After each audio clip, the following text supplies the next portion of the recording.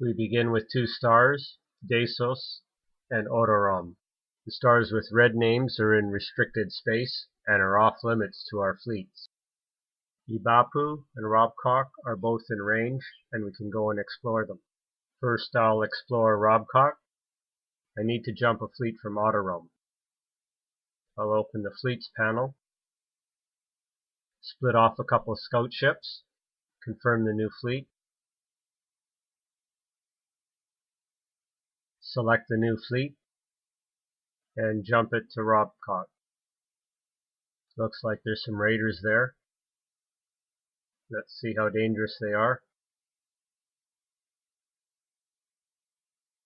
Only 5 fighters. But we can't attack them because we only have scout ships. I'll have to go get some combat ships and bring them here. I'll take a couple of frigates, a destroyer, and 10 fighters.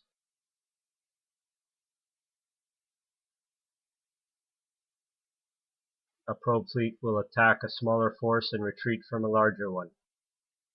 I'll jump my combat fleet over to Robcock. Here is the combat report. Looks like we killed 4 of their fighters. We lost no ships, but they would have been damaged. We could see that in the detailed report. I'll attack again. We wiped out their last fighter and captured all their freighters. Now that we've secured the star, we can send over a colony ship. I'll go back to Ororom, split off a colony ship. I'll take some defenses with me. And some extra resources. Confirm the new colony fleet. I'll jump the fleet over to Robcock. This button will deploy the colony. Deploying the colony ship creates some build projects. Let's go look at them. So a level 1 colony is under construction and a shield is in the queue. Here we could create a new project.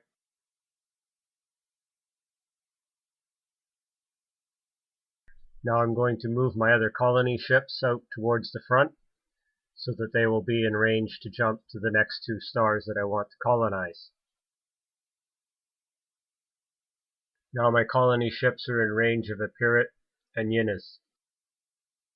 When their engines are charged, I can jump them out and colonize those stars as well.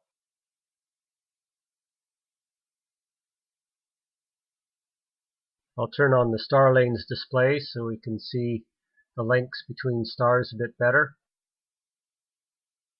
The green star lanes are links between our own stars. The tan ones are links to unexplored stars we have access to.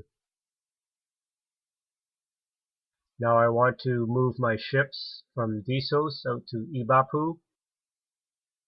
First I'll send out the scouts.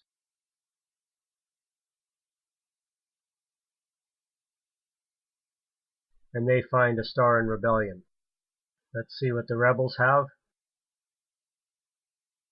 They don't have much, so let's go get a combat fleet and take them on.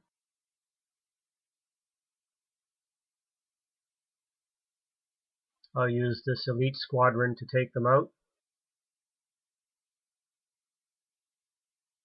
Rebel stars may be captured just by destroying their fleet, so we won't need to colonize this star as we will capture all the structures there.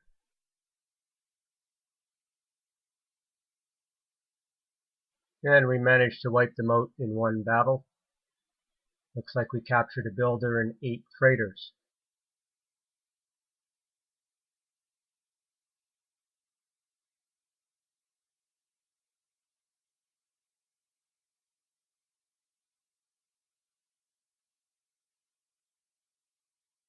So we captured their level 2 colony intact, along with a level 2 mine, and got some free resources as well. Once again, I'll move my colony ships out towards the front, and I'll move a bunch of combat equipment as well.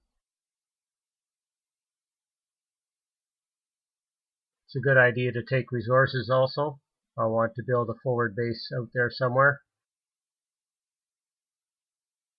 Once the jump engines are recharged on all those ships, they'll be in position to jump to that next star.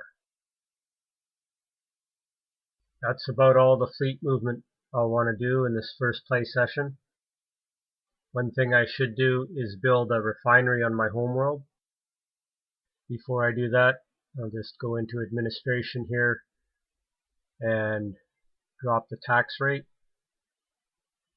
which will increase the number of workers I get.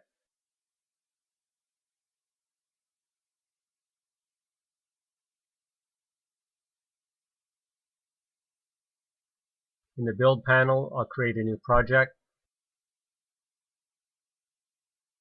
select the refinery, and add it to the build queue. Then I'll drag these builders over and get the project started.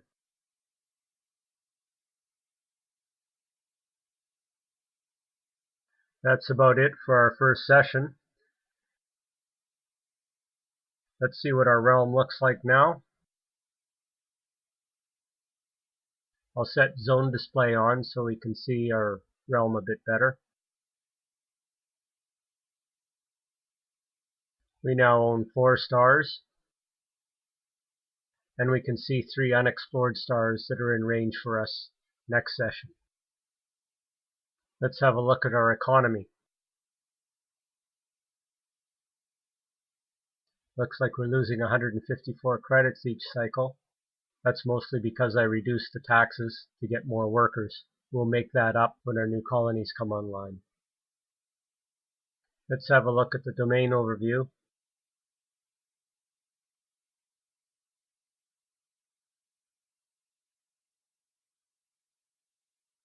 Prestige is the score system in the game. In our next play session, we'll explore those 3 stars and see what we come across.